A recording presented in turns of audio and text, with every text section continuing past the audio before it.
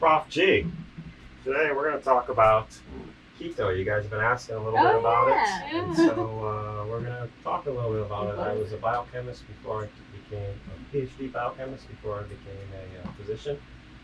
So we're going to approach this from a biochemical standpoint. So the keto diet, very popular for weight loss. It's a low carb diets are sort of Atkins, or there's other names for them. Very strict low carb diets puts you in ketosis, which we'll talk about the chemistry of that and how the body does that.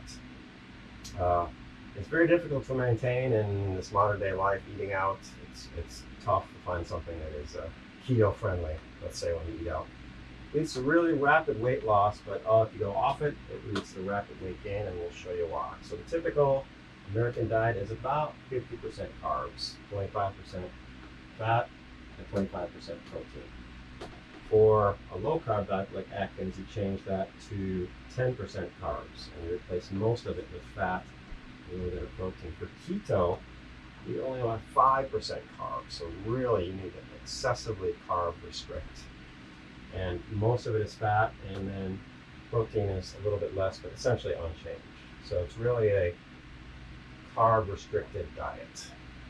Simple carbs are that high fructose corn syrup that everyone's complaining about, right? That's the evil. That's today's egg. I guess eggs were bad for a while, now they're good. So, and at the end of the day, they're all sugars. So again, glucose is in your blood.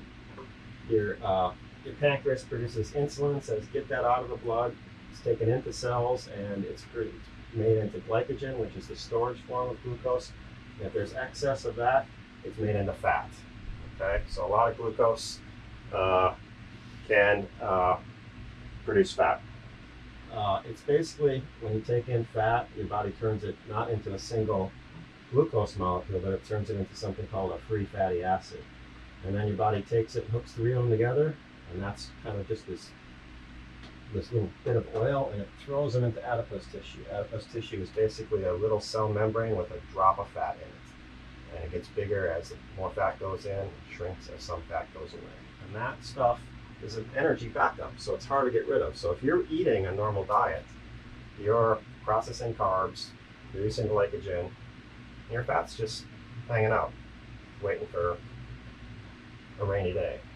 Okay? If you carb restrict, you might use a little of it, but it's hard to really get rid of this fat in here. Your body sees that as an emergency, a rainy day fund, a zombie apocalypse. That's what that's for your body.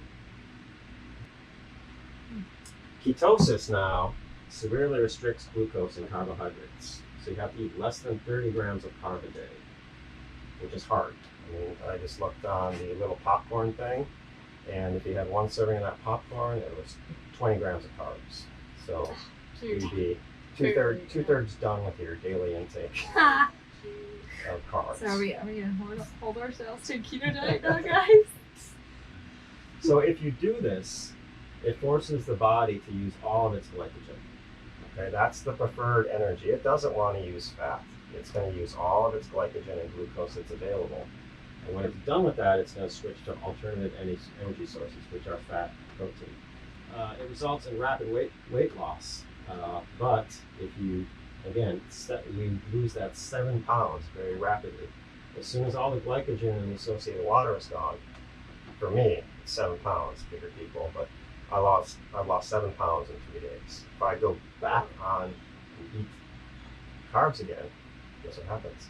Get the 7 pounds Yep, back. body stores that glycogen, it puts water with it, and you get that 7 pounds back very rapidly. That's where the body wants to be. The body wants your cells, your muscles full of glycogen, and your liver full of glycogen. So why do people do it? Well, I mean, if you're 40 pounds overweight, and it's all, you've got this beer belly, and you want to get rid of that, so that you go down, you lose 40 pounds, you go off it, and you gain 7, you're still ahead of the game. We'll just double down on Very good. Very good. Yay! Way to go, Kevin. All right.